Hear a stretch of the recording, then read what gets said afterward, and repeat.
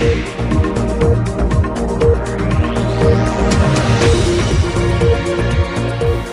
દર્શક મિત્રો, આપ નિહાળી રહ્યા છો S9 ન્યૂઝ। હું છું આશિષ સાવલિયા અને આપની સમક્ષ લઈને આવ્યો છું સ્પીડ 9। દેશ વિદેશ, ફિલ્મ જગત, રમતગમત, બિઝનેસ અને તે સિવાય કેટલાક ક્ષેત્રો સાથે સંકળાયેલી કેટલીક ખબરો। તો આવો નજર કરીએ સ્પીડ 9 પર।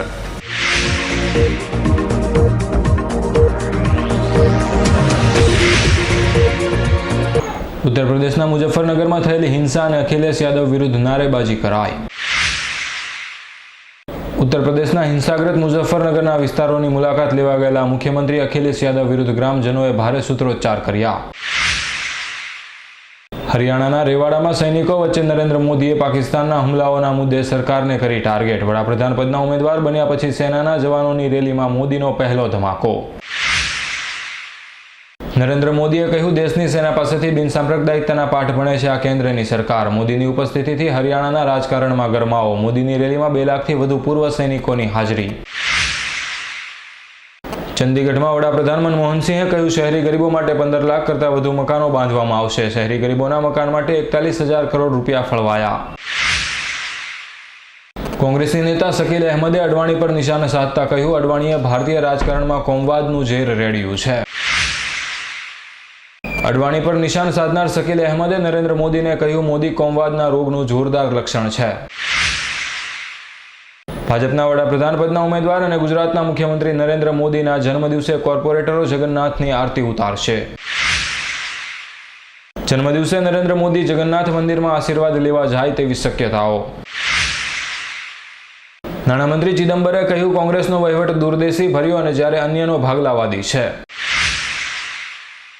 નરેન્દ્ર મોદીને વડાપ્રધાન પદના ઉમેદવાર જાહેર કરતા હવે ચૂંટણી પ્રચાર સમિતિના અધ્યક્ષને લઈ જોરદાર અટકળો શરૂ। નરેન્દ્ર મોદી બાદ હવે ભાજપ રાષ્ટ્રીય ચૂંટણી પ્રચાર સમિતિના અધ્યક્ષ તરીકે નીતિન ગડકરીને કમાન સોંપે તેવા સંકેતો।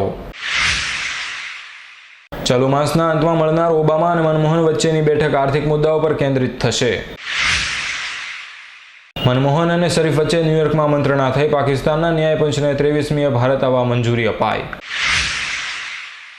સિરિયા મુદ્દે ભારત સાથે વૈચારિક મતભેદ હોવાનો ઓબામાની સ્પષ્ટતા। રાષ્ટ્રીય પ્રણવ મુખર્જીએ કહ્યું, અર્થતંત્ર ઝડપથી બેઠું થશે। દેશના ઉદ્યોગપતિ અનિલ અંબાણીનું ખાતું હેક કરનાર વિદ્યાર્થીની સામે ICIની તપાસ। તાલિબાને કહ્યું, ભારતીય લેખિકા સુષ્મિતાની હત્યા અમે કરી હતી। ભારતીય લેખિકા સુષ્મિતાની અફઘાનિસ્તાનમાં ગોળી ધરબી દઈ હત્યા કરાઈ હતી। વળતરને કારણે પીડિતાએ બળાત્કારીઓને માફ કર્યા। ચીનમાં સામૂહિક બળાત્કારનો ભોગ બનેલી એક પીડિતાએ બળાત્કારી શખ્સોને વળતરની ઓફર થતાં માફ કરી દીધા। ઓલ ઇન્ડિયા બેંક યુનિયન દ્વારા 25મીએ દેશવ્યાપી હડતાલ। ઓલ ઇન્ડિયા બેંક એમ્પ્લોઈઝ એસોસિએશનના આદેશ મુજબ જાહેર ક્ષેત્રની બેંકોમાં ક્લિયરિંગ તથા સબસ્ટાફના કર્મીઓ દ્વારા હડતાલ પડાશે। અફઘાનિસ્તાનમાં બોમ્બ બ્લાસ્ટથી 3ના મોત। એક આત્મઘાતી બોમ્બરે પોતાના એક ટોળા વચ્ચે જઈ ઉડાવી દેતા 3 સામાન્ય નાગરિકોના મોત। બોમ્બરનો ટાર્ગેટ વિદેશી આર્મી ફોર્સના કર્મચારીઓ હતા। અફઘાનિસ્તાનમાં અમેરિકન દૂતાવાસ પર હુમલો થતા 4 સૈનિકોના મોત। અફઘાનિસ્તાનમાં હેરાત શહેર વચ્ચેના અમેરિકન વાણિજ્ય દૂતાવાસ પર તાલિબાનનો આત્મઘાતી હુમલો। તિગ્માંશુ ધુલિયાની ફિલ્મમાં પ્રિયંકા ચોપરા બહાર। શાહિદ સાથે ફિલ્મમાં પ્રિયંકા ચોપરા નહીં દેખાશે। શાહિદ કપૂરની સાથે ઘણા મુદ્દાઓ પર મતભેદ હોય તેથી બંને એક સાથે નહીં દેખાશે।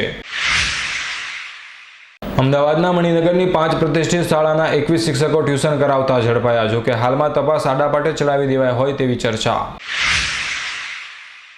અમદાવાદના સિરિયલ બ્લાસ્ટમાં વધુ એક કથિત આતંકવાદી અબ્દુલ સત્તારની ધરપકડ। જુલાઈ 2008ના સિરિયલ બ્લાસ્ટના કેસમાં ક્રાઇમ બ્રાન્ચે કેરિયલ યુવાનની અટક કરી। નરેન્દ્ર મોદીએ પોતાના બંગલે બેસી રાજ્ય સરકારના મંત્રીમંડળ અંગે અનેક બેઠકો યોજી। હવે આવનાર દિવસોમાં રાજ્યના મંત્રીમંડળના મોટા ફેરફાર થવાની શક્યતાઓ। વણજારાના લેટર બોમ્બને લઈ નરેન્દ્ર મોદીની વરણીની જાહેરાત વહેલી કરી દેવાઈ। લોકસભાની ચૂંટણી આગામી એપ્રિલ 2014 પછી યોજાનાર છે। ભારતના મુખ્ય ન્યાયાધીશ પી સદાશિવમે CJI તરીકે જજોની નિયુક્તિ કોલેજિયન સિસ્ટમ યોગ્ય ગણાવી। સદાશિવમે કોલેજિયન સિસ્ટમનો બચાવ કર્યો અને કહ્યું, તે બદલવા માટે બિલ લાવવાનો કેન્દ્રનો વિશેષ અધિકાર છે। દિલ્હી ગેંગરેપના દોષિત મુકેશ, વિનય, અક્ષય અને પવનને સફેદ કુર્તા અને પાયજામા પહેરવા માટે અપાયા।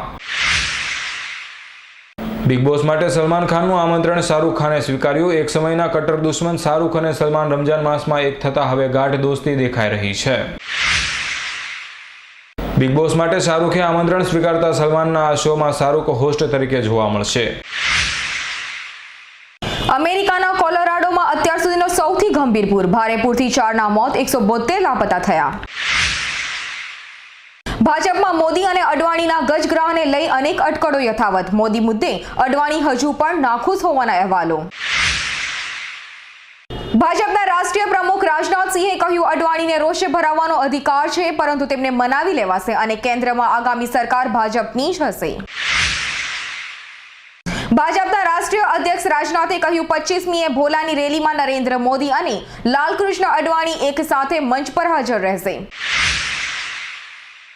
દિલ્હી ગેંગરેપના બચાવ પક્ષના વકીલના નિવેદનથી વિવાદ. બચાવ પક્ષના વકીલ એપી સિંઘે કહ્યું, મારી છોકરી રાતે ઘરની બહાર નીકળે તો જીવતી સળગાવી દઉં. વકીલ એપી સિંઘના નિવેદનને બાર કાઉન્સિલે ગંભીરતાથી લીધું. ઋતિક રોશને લાલબાગના રાજાના દર્શન કર્યા. દેશનું સૌથી મોટું કાર રિકોલ. ફોર્ડ કંપની ભારતમાંથી 1.66 લાખ કારો પાછી ખેંચશે અને ટેકનિકલ ખામી સુધારી કાર ગ્રાહકોને પરત આપશે. ચીનની શાળામાં ભોજન બાદ 180 બાળકો બીમાર થયા. ચીનના હુનાંગ પ્રાંતમાં ભોજન આરોગ્ય બાદ વિદ્યાર્થીઓ બીમાર પડતા દોડધામ મચી. ઉત્તર પ્રદેશના હિંસાગ્રસ્ત વિસ્તાર મુઝફ્ફરનગરની સોમવારે વડાપ્રધાન મનમોહન સિંહ મુલાકાત લેશે. સુરત આવકવેરા વિભાગે 2 દિવસમાં 24.80 કરોડનું કાળું નાણું શોધી કાઢ્યું. બિલ્ડરોને ત્યાંથી 16.70 કરોડનું કાળું નાણું શોધી કાઢ્યા બાદ બમરોલીના સિવિલ કોન્ટ્રાક્ટરને ત્યાંથી 8 કરોડનું કાળું નાણું શોધ્યું. ભાજપના વડાપ્રધાન પદના ઉમેદવાર નરેન્દ્ર મોદી હરિયાણામાં પૂર્વ સૈનિકોની રેલીને સંબોધન કરશે. ગુજરાતમાં આગામી 17મીએ મોદીના જન્મદિને મોટી સંખ્યામાં મુસ્લિમ બિરાદરો ભાજપમાં જોડાશે. મોદીએ કેબિનેટ સભ્યો સાથે મહત્વની બેઠક યોજી. ભારતે કર્યું ચીન પર એટેક કરવાની ક્ષમતાવાળી મિસાઇલ અગ્નિ 5નું સફળ પરીક્ષણ. આ મિસાઇલમાં 5000 કિલોમીટર દૂર સુધી એટેક કરવાની ક્ષમતા છે. નરોડા પાટિયા હત્યાકાંડમાં બજરંગીની ફાંસીની સજાને રાજ્ય સરકારે મંજૂર કરી, જ્યારે માયા કોડનાનીને ફાંસી નહીં. નરોડા પાટિયા હત્યાકાંડમાં 28 વર્ષની સજા પામનાર ભાજપના પૂર્વ મંત્રી માયાબહેન કોડનાની માટે ફાંસીની સજાની માંગણી કરતી અપીલની મંજૂરી ગુજરાત સરકારે ફગાવી. મુંબઈમાં સ્કૂલ બસમાં મોકાની સીટ પર બેસાડવાની લાલચ આપી માત્ર 4 વર્ષની બાળકી પર ક્લીનરે કર્યો બળાત્કાર. ઘરેલુ હિંસાના આરોપી એવા એક્ટ્રેસ યુક્તા મુખીના પતિએ આગોતરા જામીન મેળવવા અરજી દાખલ કરી. ભાજપને મિશન 272+ મોડેલમાં લઈ જવા નરેન્દ્ર મોદી તૈયાર. મોદીના નિવાસસ્થાને તબક્કાવાર બેઠકોનો દોર શરૂ. ભાજપ અને ટીડીપી ટૂંકમાં હાથ મિલાવે તેવી પ્રબળ શક્યતાઓ. મોદીની નિમણૂક બાદ નવા રાજકીય સમીકરણો ઊભા થયા. ટીડીપીના ઘણા નેતાઓ ભાજપ સાથે જોડાઈ જવા ઈચ્છુક. અજાણ્યા સ્ત્રોતોથી રાજ્ય પક્ષોને 75% જેટલું દાન મળે છે. 6 ટોચના રાજકીય પક્ષોને 2004-2005 થી 2011-12 વચ્ચે રૂપિયા 4895.96 કરોડની આવક થઈ. રાહુલ ગાંધી 4 ઓક્ટોબરે રાજકોટમાં પ્રદેશની કારોબારીને સંબોધશે. સૌરાષ્ટ્રના જિલ્લાઓના અગ્રણીઓ સાથે રાહુલ સંવાદ કરશે. 29મી સપ્ટેમ્બરે દિલ્હીમાં નરેન્દ્ર મોદીની રેલી. દિલ્હીમાં જાપાની પાર્ક રોહિણી ખાતે મોદી રેલી યોજશે, જેમાં ભાજપના કાર્યકરો દેશભરમાંથી ઉમટશે. ઉત્તર પ્રદેશના અકોલામાં અડવાણીની સૂચિત રેલી હાલ મોકૂફ. સુરક્ષાના કારણોસર રેલી મોકૂફ રખાઈ. જમ્મુ કાશ્મીરના કિશ્તવાડ સાંપ્રદાયિક હિંસામાં જ્યુડિશિયલ તપાસનો દોર શરૂ. હિંસાગ્રસ્ત વિસ્તારોની મુલાકાત પણ તપાસ અધિકારીઓ લેશે. જમ્મુ કાશ્મીરના કિશ્તવાડમાં સાંપ્રદાયિક હિંસામાં 3ના મોત થયા હતા, જ્યારે કરોડોની સંપત્તિને નુકસાન થયું હતું. હરિદ્વારથી ગંગા સ્નાન કરી પરત ફરતા એક જ પરિવારના 7 લોકો કાર સહિત નહેરમાં ડૂબી ગયા. હિમાચલમાં સ્ક્રબ ટાઇફસ નામની બીમારીએ 8નો ભોગ લીધો. હિમાચલ પ્રદેશના પાટનગર સિમલામાં સ્ક્રબ ટાઇફસ નામની બીમારીથી 8ના મોત. ઇન્ડિગો વિમાન લપસ્યું અને રનવેની લાઇટો તૂટી. જોકે યાત્રીઓનો આબાદ બચાવ. નવી દિલ્હીથી બેંગલુરુ પહોંચેલા ઇન્ડિગો એરલાઇન્સનું વિમાન બેંગલુરુ એરપોર્ટ પર ઉતરતી વેળાએ લપસી ગયું. વિમાન ટિકિટ રદ કરવી હવે સસ્તી થશે. એરલાઇન કંપનીઓ ચાર્જ ઘટાડવા પર વિચારી રહી છે. ઓરિસ્સામાં 3 માસમાં 3490 ડેન્ગ્યુના કેસ સામે આવ્યા. ઓરિસ્સામાં જૂનથી અત્યાર સુધીમાં 3 માસમાં ડેન્ગ્યુના કેસો રોકેટ ગતિએ વધ્યા.